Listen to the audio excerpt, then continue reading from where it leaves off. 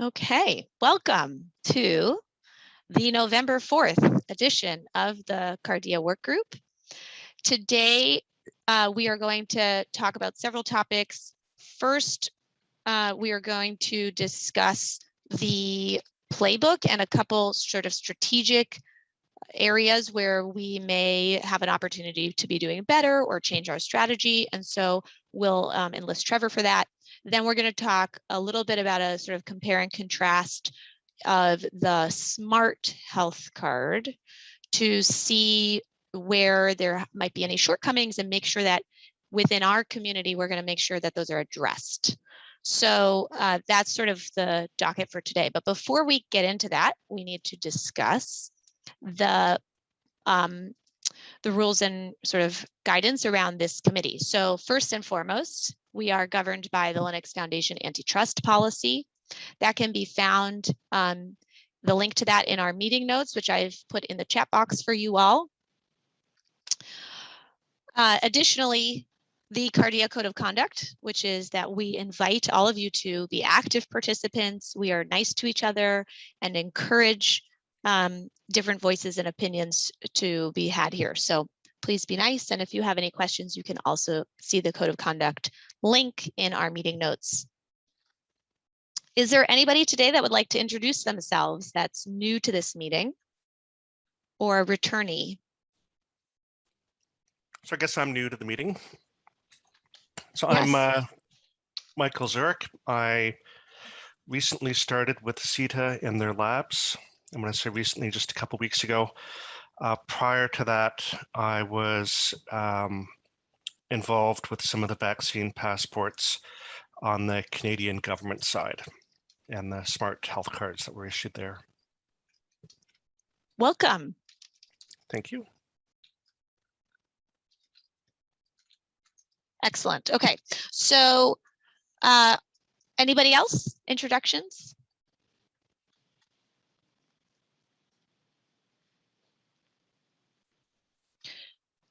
Okay, so with that said, I think, Michael, I just want to double check. Do you have any conflicts? I have you penciled in for agenda item number 2. Is that okay? Yep, that's fine. It's lunchtime Excellent. here, so I got no other meetings. Excellent. Okay, so with that, Trevor, do you want to screen share or you want me to screen share? If you could screen share, please. I absolutely can. So I'm going to pull up our Cardea work playbook, excuse me. And the goal of today's, oh, sorry, I forgot to update that date. We'll look at this one. The goal of today's discussion is sort of to look at what we had identified as our goals through this playbook and make sure that we have clear paths in order to achieve those goals.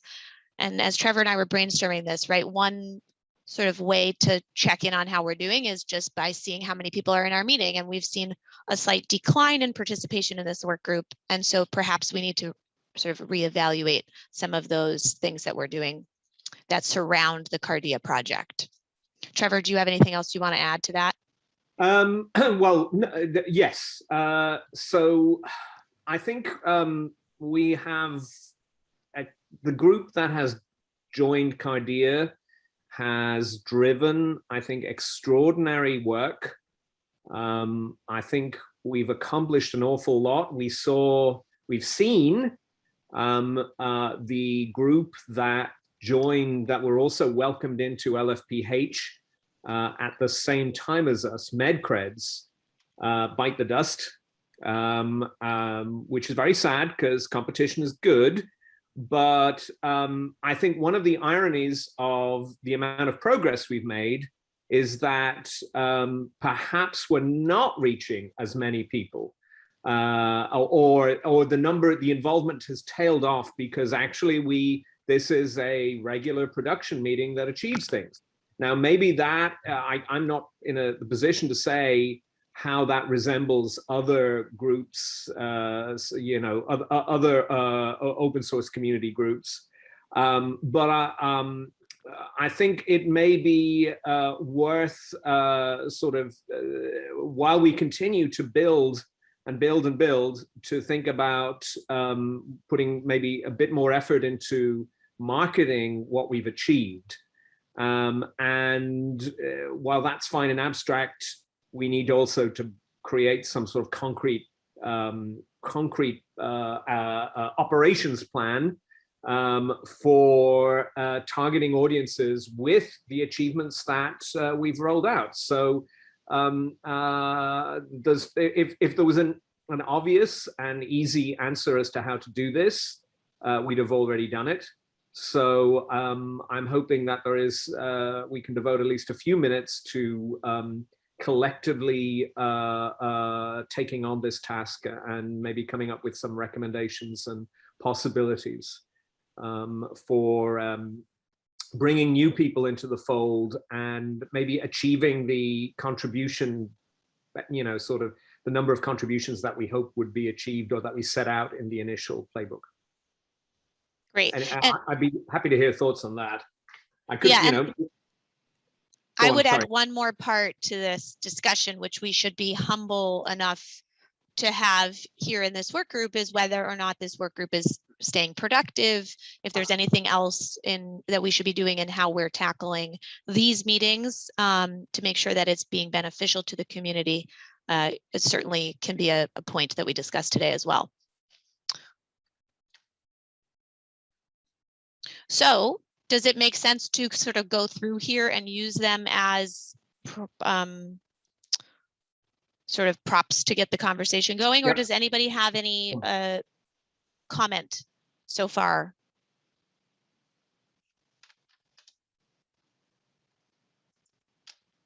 Yes, there's a hand up. James. From my point of view, and maybe this doesn't necessarily solve some of the issues you're discussing, but I wonder if having a more concretely defined interop target would help in terms of getting people more involved in actually hitting that target. Like, I think we saw a lot of success around the interoperathon, and if we can define that target more concretely, that might help. Well, sort of springing on that, I mean, it's good to remember that the Interopathon really did energize people. But how are we doing, say, compared to other groups? I know Sam would be the person to ask here, but I don't know whether he's on the call. How are we doing in relation to other open source community projects? I can comment on that a little bit. Based on the age of the group and the newness of what we're doing remarkably well. Okay. So our first interop event, having 10 people interested in participating and about 5 successfully completing it, is huge in terms of normal progress for an open source community. So we're doing quite well. I think that as James remarked, I think that it will be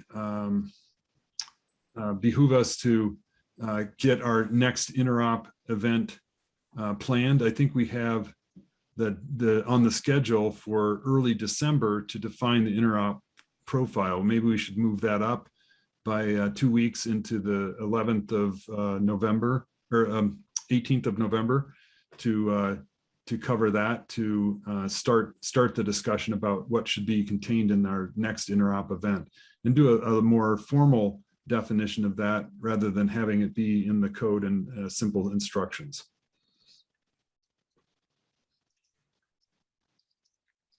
Okay, well, that's very reassuring. So I think I'm just going to jump ahead since we started in the technical sphere to what's in our current playbook in terms of technical goals. Now, we had also added accomplishments, and so perhaps it's time to update these technical goals, since I believe that we can say this one is met. Does that get to come off now? And do we want to replace it? I think it's better to put a star next to it or something like that indicates that it's been accomplished, or highlighted in green or something.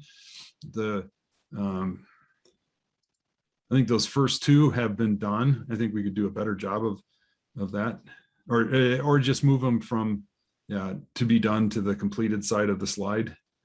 But that way we can see what our goals were and the fact that we accomplished them. So. Okay, excellent. And And so, go in ahead. progress on the implement the machine readable governance, half of that next goal. So that's being worked on actively.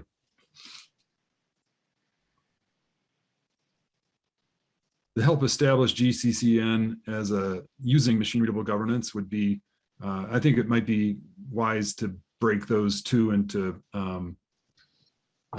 two separate goals. And would we say both are in process, or is the latter? Okay. The GCCN bit is more in the discussion phase because they aren't doing yet. They're discussing still. But they've talked to us about having Cardea be the one of two reference implementations for GCCN to have access to a machine readable governance file through GCCN. What would be the other reference? I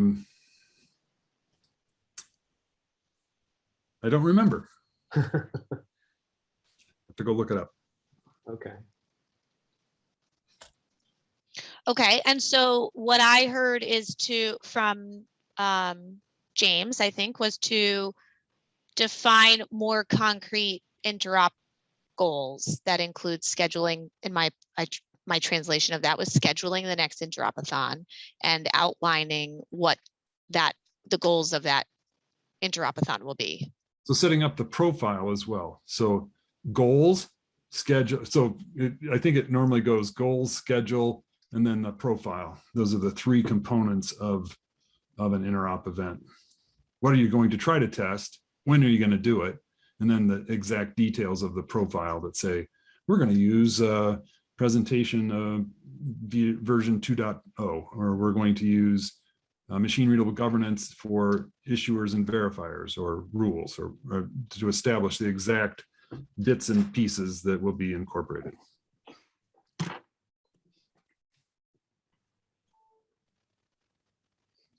Okay.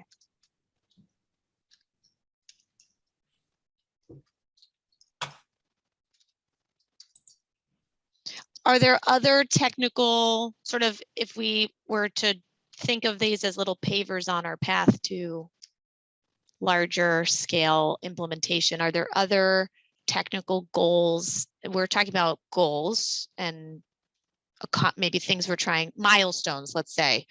Are there others that anybody wants to voice? There is another one that's pretty important. And I think we talked about that, I think last week or the week before, and that's to try to bring in like a DCC as a input to the Cardea system. So just support for DCC, or there are others that would naturally follow, but I think that the community kind of agreed on initially doing. It's really that we can, would you It's call it consuming. interoperability? I think we should say ability to consume a DCC credential.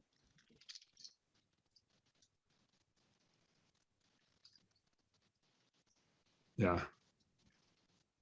Okay. Or others will come later.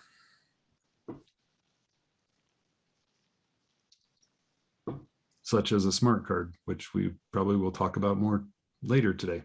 Correct. Anyone else have comments on this?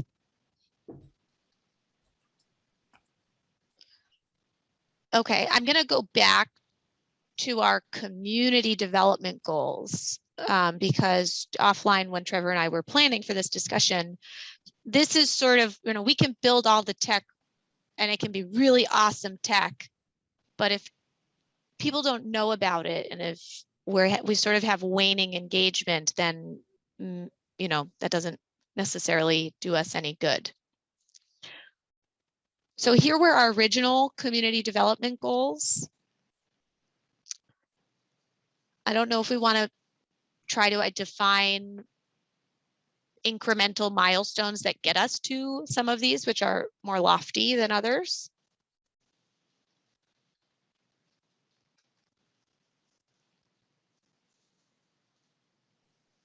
Perhaps we should assess how many contributors we have. That would be the first sub goal of that first bullet. That way we can actually measure our progress.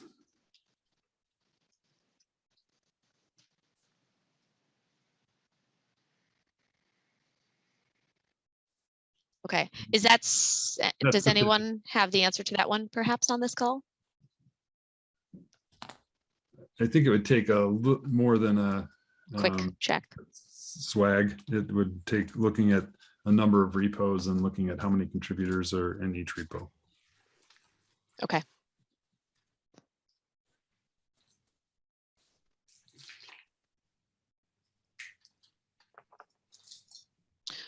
The other way to look at this is that we had X number of organizations participate in our previous Interopathon. So the question would be sort of, if we try to tie the engagement with the tech, one way would be to try to encourage others to engage for the next Interopathon and try to grow the number of participants. I don't know what the way is to deliver that messaging to be recruiting people for those Interopathons, but that seems to me like another way that we could be measuring and trying to target engagement.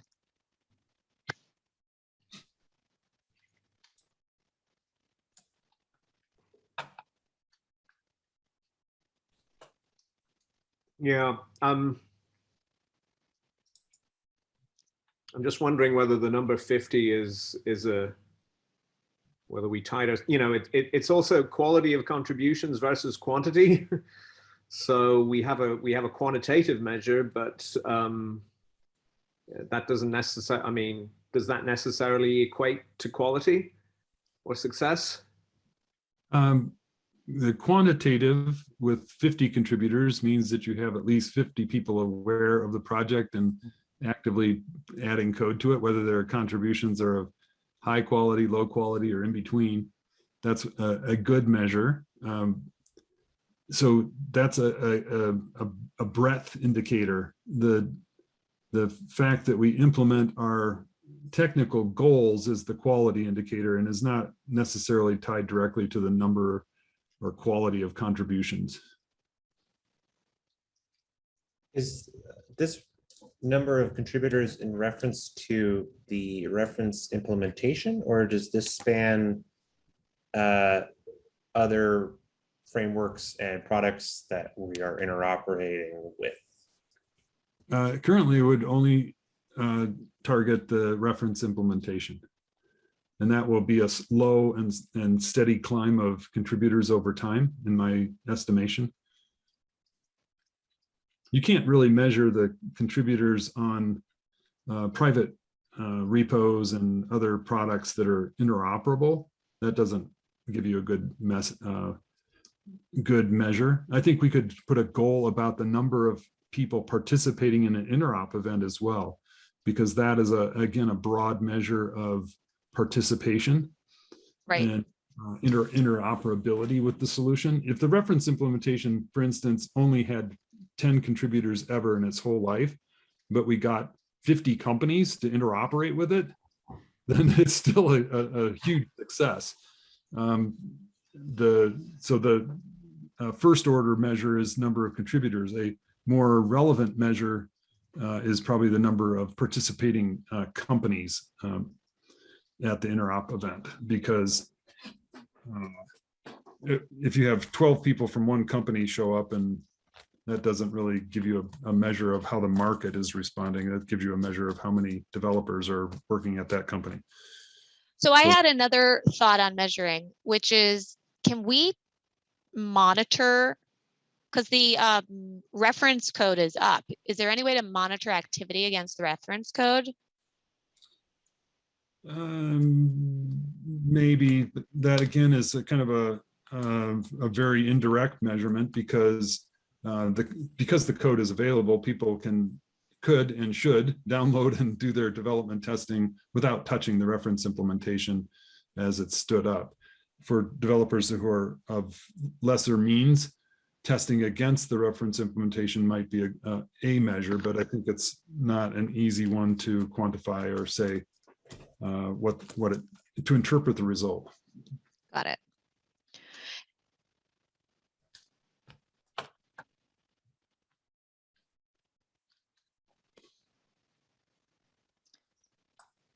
Any other thoughts? We haven't touched these last two either, just putting it out there.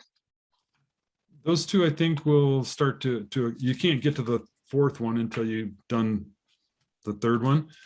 But I think that will come over time and rather than immediate. So I think that one's a more long-term goal.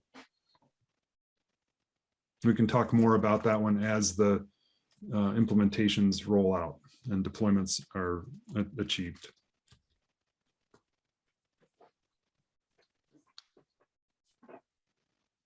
Excellent. I'm going to skip to the marketing because I think if my next question is, okay, these are great, we want to measure these things, but how are we going to drive change? How are we going to increase the number of contributors? How would we increase the number of participants at an Interopathon? I think is heavily tied to marketing and outreach. And I know that I'm asking a bunch of techies. Yeah, sadly, Helen isn't able to join the call today, but Tim will be taking notes. So, but yes, this is I think a key element that we may need to revisit in more detail in a future meeting. Maybe if Tim and Helen kind of come, sort of present some ideas to the group. Yeah. As to how to go forward. Or if anybody on the call now has ideas about certain communities that you're in that we maybe should have some presence or increase our presence at, just so that we sort of get the word out a little bit further than it is today. So I don't know if anybody has ideas on that. Sorry, go ahead. Some of these are goals on inputs of what we do. There could be some measurement around references or mentions on Twitter, for instance, or in press releases of the number of times our project is mentioned. So that might be a measure of output rather than input. I like to quantify what we're doing. Tim, you might come up with Helen and come up with some better metrics for output, but you can take measure of output as a task for you to consider. Sounds good. I can do that. Right, and those would be direct measurements because as we've sort of hinted, the indirect measurement would be increased participation, increased contributors, right? As we start to sort of spread our wings as a community.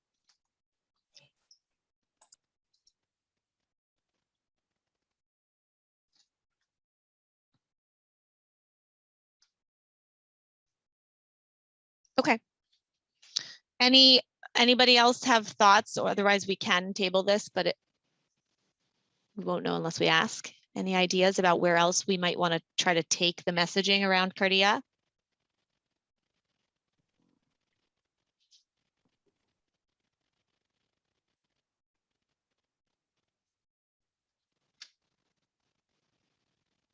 Well, I mean, I think we should also make sure that somebody from LFPH is on when we discuss the marketing call. We should specifically invite them because, they have a role to play in this too.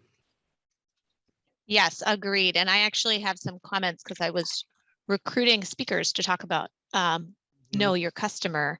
And I went to the LFPH website and the Cardea references are a little light. So I think there is certainly things to discuss there. So I will make a note.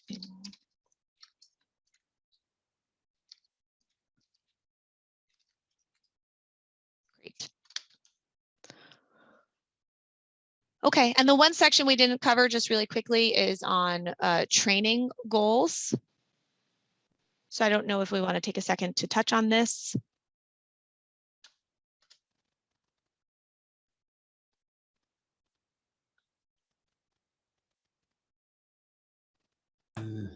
I think this is an area where we are putting together the basic documentation that's a forerunner to being able to provide the training.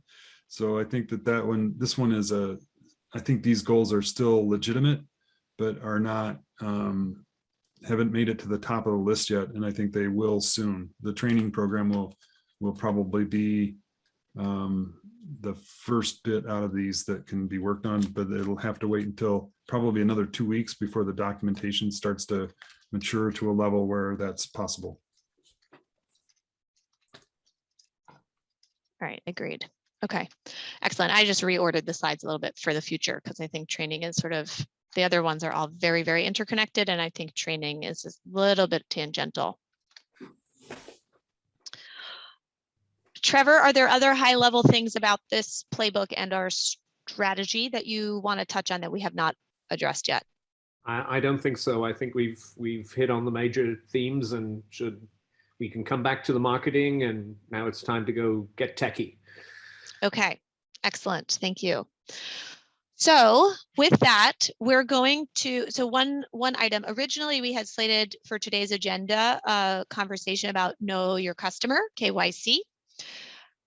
However, my guest speaker is actually going to be speaking to a larger Linux Foundation CCI audience.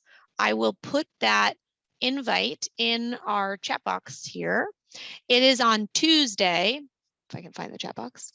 It is on Tuesday. Here is the invite for that meeting. It's also in our meeting notes as well, so that you can participate in that discussion. This is primarily going to be a policy review with a guest speaker from Cardea Initiative, talking primarily, I believe, about NIST 863-3, which is the US federal policy around digital identity verification. So that policy discussion would then inform this work group's technical discussion, which is why that agenda got moved. I do believe it's very important to talk policy before we dig into the technology. So hopefully we will be talking tech around KYC at next week's Cardea meeting. And that invite, as I've said, is for Tuesday. It's posted in our chat, but also in the meeting notes from today's meeting. And I hope that you'll participate, but I'll bring some summary notes from that meeting as well, in case you miss it. Okay, so moving on to sort of high level agenda topic number 2. We have a couple of work group members who have recently had personal experiences with smart cards. And so I thought we could invite Heather first to quickly talk about your recent smart card experience. And I want to just be clear that we're having this discussion with the framework around avoiding Cardea falling victim to known shortcomings and making sure that our solutions are going to be addressing those challenges. So we're going to, Heather, hear from you about how it went. Right. So I should preface this. I decided to take a few days of R&R where I could work in the mornings and have a little time in the afternoon. So I went to Hawaii. And Hawaii is using a smart card based on the Commons project to facilitate the exchange of, like, whether it's vaccination or testing. So I'll just tell you my experience there. One, it made me realize that smart cards, I hope, is a very small incremental step to our future. But two, a lot of times we sit in these situations and we develop things and we maybe talk about how great they are, but we actually never go out and use them in real life. And so this was a benefit, and this is my story about how I went to Hawaii and smart cards drove me crazy. So I should start in the beginning. In order to go to Hawaii, you have to, if you're flying United Airlines, You have to go into a browser-based website. I think it's called like Travels Hawaii something. And then you go through there and you create an account and you have to upload a photograph of your, in my case, vaccination CDC card. And then you do that and then they go through and approve it. And then you have to go and file your flight and then you have to complete a health questionnaire within 24 hours of your departure. So that's kind of normal, but when you go to the airport for your flight to Hawaii, they ask that you go to a special customer desk near the gate. And so you go to open up the browser-based application. You have to go through and verify your email. This is as you're standing in front of a customer service agent from the airline. You're having to do all of this. You're waiting for them to email you the code to then go into the browser-based, and then they scan it and they put a blue bracelet very tightly around your wrist so you can't slip it off and give it to someone else. But here's why they do that. Because when you land, they don't have the ability to quickly verify a passenger full of people. Not all people are able to go check in before they get on the plane, and not all airlines do the advanced check-in. So when you land, because it takes them so long to verify, it can be up to 3 hours of waiting if you don't have said blue wristband on. They also have no way of binding your identity to you. And so you have to pull out your driver's license or passport in order to actually verify who you are. At least with the airlines, they actually make you show your driver's license or passport. And as you'll hear in the rest of my story, that's not always the case. So if you don't get your blue wristband, which is actually not very comfortable to wear, it could take you 3 hours to get verified because the smart card doesn't have the quick verification capabilities, and because they have to inspect everyone's physical identity. In some cases, they're even asking people to pull out their white CDC card as well, because they actually don't even trust what's in the app. So when you're on the island, in order to enter any restaurant, you have to present your smart card. Once again, it's a browser-based situation. There is a long line to get into said restaurant with someone trying to handle all of this. 2, not all the restaurants have the ability to scan and verify the smart card.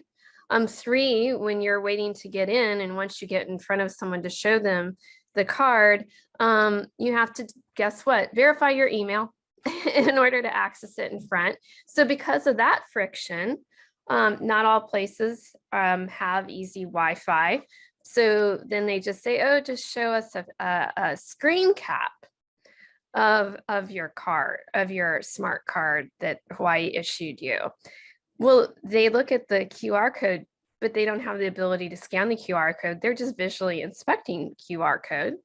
Some will ask for your driver's license or passport to verify that against the name on the photograph, the screen cap of it. But as you can imagine, this takes a while. And so it creates a lot of friction and backup. And because they're using the photographs, even on the identity, when you're there, I would leave with just my phone. I wouldn't even think about taking my wallet. And if you don't have your identity, you can't go in, your physical driver's license, so they won't let you in. Or some places have created the workaround. They're like, oh, just show us a photograph of a passport or driver's license, like a passport. So you know what? I had a photograph of a really old passport, and I just showed them this like old photo from 10 years ago, and they're like, okay, that's cool. So what I saw is that smart cards were rarely verified. I was at one place where, because they didn't have the Wi-Fi working, their way of solving it was just not to let anyone in the restaurant. They're like, well, we can't let you in. We can't let anyone in because we can't get Wi-Fi to verify. But the bottom line and why I brought this up is smart cards sound like, oh, they're easy. You just hold them in your Apple Wallet. Restaurants will verify it. It will all go smoothly. And my experience was it is actually creating more anger, friction, and probably damage to the restaurant industry and the hospitality industry, that you wonder how long can this survive. And then too, the amount of fraud or workarounds. I'm like, at the end of the day, I really don't think everyone in this restaurant really is tested or vaccinated. I think they just had the right screen captures to get in. And the restaurants are just in such pain from all of this. They just want to move on with life. So I think as we look at what we're doing with Cardea, we have to take the role of the actual holder, and more importantly, the role of the verifier, and lead with that in our thinking. I believe with smart cards, a lot of thought was given to the issuer, but the reality on the ground is miserable. And unless we can actually use these and not have to show everyone our data about ourselves, then I don't see these having legs. And so I know that Michael also feels very similarly around the focus on the issuer rather than the verifier, and can probably pick up based on my real life experience. And I was just, by the end of it, I work in this, and I was so angry by the end of the week, that I think we have to do better than what smart cards are doing today. Great. So I put a slide together with Michael's points, and Michael, I will share that now.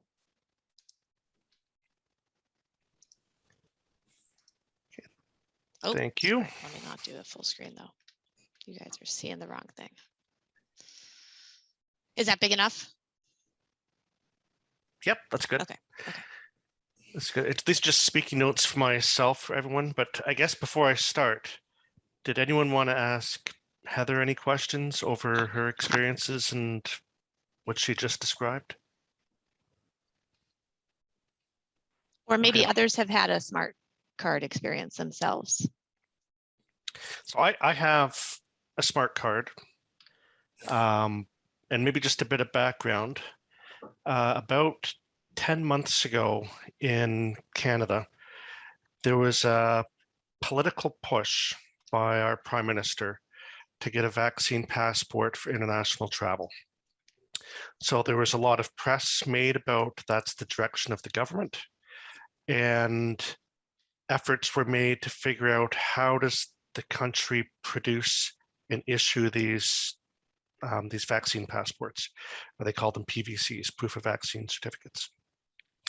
So obviously the various standards that were out there at the time included the KOVDS, NC, the DCC from the EU. The EC was something that had been already out there and was in the process of being proven.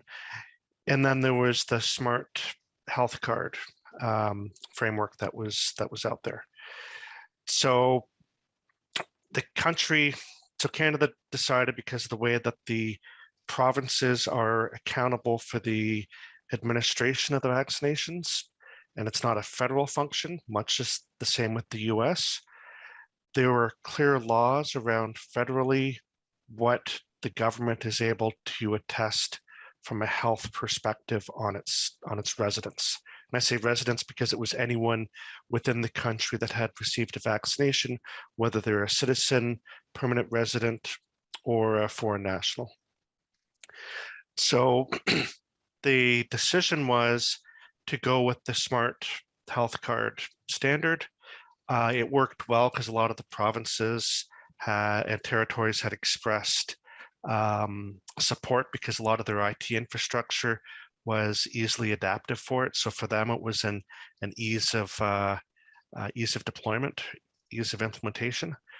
And I would say within weeks, maybe 8 to 12 weeks, the 11 individual provinces and territories were able to start to produce out to all of the residents of their jurisdictions the QR code for the smart health card that they would carry with them. as that was taking place, obviously discussions with Apple iOS and Google for Android on how can these platforms easily support people to carry it with them in their pocket as opposed to having to have the piece of paper folded up in their wallet as they went around their regular business. So that's kind of the moving discussions that took place. What happened is, focus was on, like Heather was saying, was on issuance. Most of the discussions are how can the citizenship, or the citizenry, or the residents get something that they can prove that they've been vaccinated, they've been fully vaccinated, they've been inoculated. And that was probably 99.9% of the focus.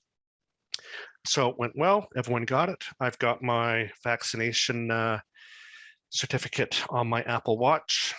It loaded up fine, it was native, scanned the QR code on my phone, synced up into my Apple Watch, no worry, no concern, extremely easy.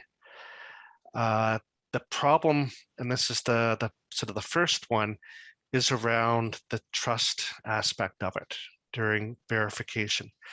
So how can decentralized, because each of the 12 provinces and territories are issuing these smart cards, they're all signed with the provincial or territorial public key or private key, which you can then request special access to gain to the public keys to validate the authenticity of that vaccination certificate. And that's where things start to get a bit more complicated, because that decentralized aspect means that for any type of verifying entity, they have to be able to gain access to those public keys. Now, the smart, get the name up here, the Common Trust Network allows for registering of any issuing authorities so that they can be verified or they can be authenticated by any verification app.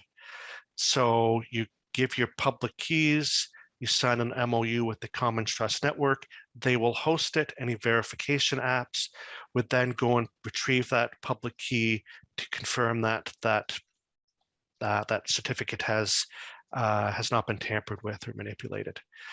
It's a very hard thing to scale, obviously, because it requires, and I can, maybe what I'll do is I'll forward the list of the parties. I don't know what the chat window is here. Just give me a second. Nope, not share, no one. Okay. So you can see the list of verifiers that currently are in the Common Trust Network. Not all of the provinces and territories in Canada have signed an MOU. So the verification app, for example, if you go out to the standard ones that are out there, my PVC does not verify. So much like what Heather was describing on that United flight out to Hawaii, well, the verification apps need to have connectivity to that trust network to be able to retrieve the public keys, to be able to confirm that signing has been authentic. Very hard to manage, not impossible. It works, but it's just from an operational perspective, introduces the requirement for live connectivity to that trust network. Without it, obviously, you can't do any checks. The second model, and that's the VDS one, much cleaner. You have a PKI infrastructure, you got a published PKD that has all of the issuing authorities' public keys within there, centrally managed, pushed out by a KO, has the whole life cycle management within it. Right now, Australia is issuing vaccine certificates following the VDS specification. Not many countries are adopting it though. So it's kind of uncertain where that's going to land. Right now, the list I sent you, you can see there's a lot more adoption in the smart side of the house. So I think just to reemphasize, everything was focused around the issuance aspect. And I should probably just touch upon the DCC. DCC is more proprietary. If you want to gain access to their trust network, to get to their gateway, it's structured for member states today. So if you're Germany, France, you want to get access to the DCC gateway, it's a membership MOU that's needed for it. I haven't heard what their plans are or if they have figured out how to open it up to commercial businesses, but it does restrict the verification apps to authorized entities. So it's another model that's out there, centralized, tight controls around it. All of these start to introduce challenges and problems. The big one being identity binding. So when you look at the smart health issuance, it's coming from a healthcare provider, laboratory system. It's not easy or realistic to bind it to a federal issue document like a passport. So there's challenges with how do you bind a federal document against something that's issued from a different jurisdiction. So that's why we see a lot of the real world use cases of, where's your vaccine certificate? Oh, and can I have a document? Whether it's driver's license, health card, whatever the document is, or passport. There are issues with names. So provincial, your federal document name may be different than your other jurisdictional names. Might be a maiden name, might be a name change, variety of reasons. And it's a lot more common than I think people tend to want to acknowledge because it's just life. People don't I have two names myself. I never got a marital name. It was a spelling mistake, but I have names different between my federal and non-federal documents, which always caused me a little bit of problems. So identity binding is a problem. So all this highlights the fact that focus was on the issuance, get something out, get people comfortable with feeling that they have a tool or a token that they can present that shows, hey, I'm trustworthy. I'm, whatever the word is, I'm safe. I'm vetted. I'm vaccinated.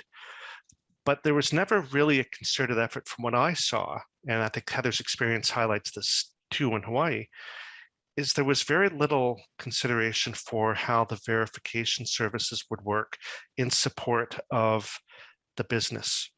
And there's many businesses. You get a large sporting venue. Well, how can you possibly scan 20, 30, 40,000 people entering a large sporting event venue? Or restaurants, which might not have the financial means to afford the tools or the technology, or even the person that's at the front to challenge that individual that's entering their business. And that results in, frustration. So I went out for a couple of beers and some wings this week. Restaurant I went to, I was all happy. I showed my watch. She's like, yeah, I don't know what that means. It's like, well, don't you have an app? It's like, no, we don't have apps. We tried an app. It didn't work because we have people coming from other provinces and we can't scan that because the app that we have can only scan for this province, not for that province, and this and that. And you just have the piece of paper. I'm like, well, could I show you a picture on my phone? It's like, well, it's, it's hard to see. It's, there's a lot of people, just a piece of paper and I'll just take a look at it. So all of the push to issue something that can go into a digital wallet was unraveled by the fact that operationally, the realities are people go with what's easiest. And sometimes that piece of paper, keep it in your pocket, pull it out. And where's your driver's license? I had to pull it out. She didn't want to see a picture of it. And the last bullet I put here was working offline. So not all businesses or inspection points have connectivity. So if you do have to validate against some type of trust network, how can that be supportive of offline verification needs?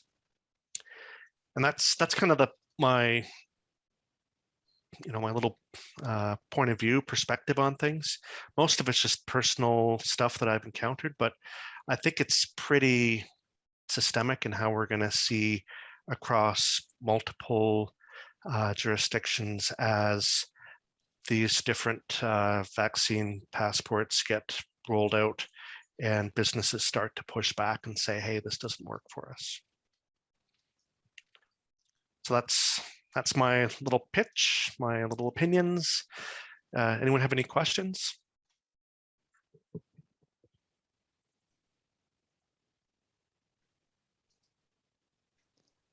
So, Michael, I think one of the interesting things, your very last point of working offline is a critical thing, that if it's possible to do things that facilitate offline exchanges, such as caching of keys or things like that, would make sense to help make the process more manageable when there's not good internet connectivity.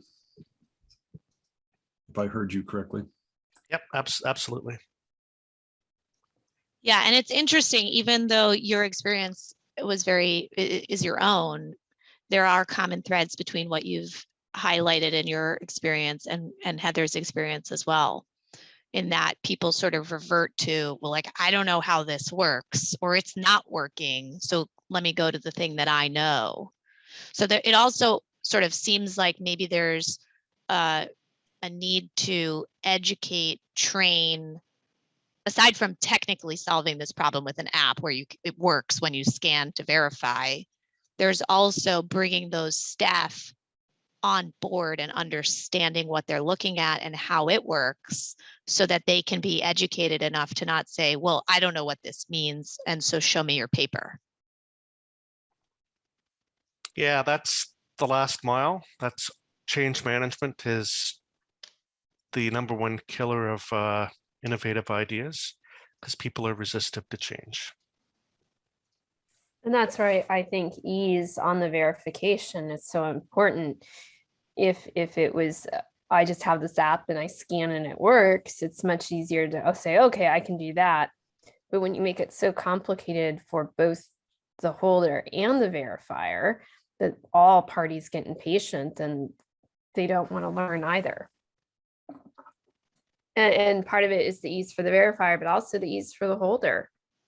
I mean, having to verify your email every time you're trying to show your smart card is all, it just doesn't work. It's just not functional in the long term. I wonder if that email verification is because those smart cards weren't issued under the Common Trust Network.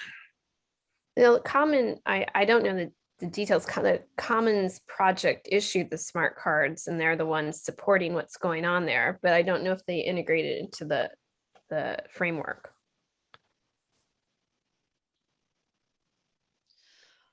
Okay, so that we're getting close on time, but I think the purpose in us discussing this is really to evaluate where are these challenges and how can we ensure, or at least take measures to prevent falling victim in the Cardea project to some of these same road bumps that have been experienced now in other solutions. Today's focus on the smart cards. Yeah, this is a reminder of user experience, user experience, user experience. Yeah, and potentially, Trevor, on that point, is also going back and learning from, right, this is sort of the Toyota business way. And if I go back to my college years, where they ask the people using the solution to say, what is and what isn't working for you? And how can we then fix it? Yeah. So to make sure that we have those feedback loops. Well, there's a tendency for, it's very easy to design products and systems, in a bubble, and then have the shock of encountering how people use them in the real world. And clearly that's happening here. Yeah, I think one of the big issues that we need to talk about technically is the identity binding. Because if I'm, I show somebody my phone, we still have to figure out how do they know that it's me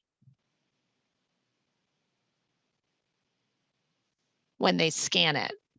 And that maybe there's some ways to do that. Maybe there's a way to I can put my picture on there so that it knows yep, see, look, one step, here's my picture in the app and here's my face on the validation step. Well, I would say that one pitfall with that is what Heather already described, is just retaining a picture somewhere on your phone. And, that there's some easy ways to get around that. And this is something we've worked on quite a bit. And RJ's on the call here, with some of their work that in fact, we had a kind of detailed discussion yesterday about that fact. So there's we'll probably get into part that of it comes next down week. to governance, right? It comes down to understanding, when you sign on, let's say to be a verifier, that you have a governance framework and the governance alerts and code built into the agents that help people understand, hey, this person has to go through a biometric check before they present their credential, that kind of thing, right? Yep. And agreed. Good plug, RJ, for next week's technical discussion on KYC. Just one thing to add to that from an identity binding perspective. So the VDS, because it's under the ICAO umbrella, within that specification, it actually identifies the biographic information of that for that individual to be associated with their travel document, and obviously the preference is a passport. So I think they're the closest at actually being able to support a very native standard for binding identities to a PVC. But the issue is it's very single purpose for international travel. So it does not work well domestically. It does not work well for your local business down the street, going to a restaurant or a sporting venue or a theater. And I think it's a shame, because if you look at each of these different standards, I think together you can pick what's best for each, but individually they all are lacking. Agreed. Okay. Well, as Mike said in our chat here, quoting Mike Tyson, everyone has a plan until they get punched in the face. And so I think we've outlined what the punches could be, and we can dive into those in upcoming meetings, including KYC next week. So the link is in the chat for the policy discussion on NIST for Tuesday. If you have any questions, feel free to reach out. Otherwise, next week we're talking about KYC technically. Looking forward to it, and have a wonderful week. Thank you.